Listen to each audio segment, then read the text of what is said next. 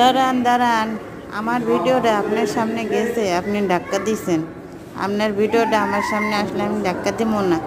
Subscribe করুন, like করুন, comment করুন। আপনারা কি জানেন হাতির দাঁত দিয়া কি কি বানায়?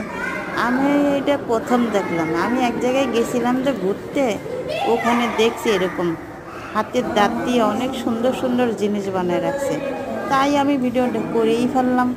এই এখন আপনাদেরকে দেখার জন্য দিলাম। আপনারা একটু দেখবেন এবং যে জানে না বা দেখে নাই কোনো দিন, এটা শেয়ার করে দেবেন তারা দেখার জন্য।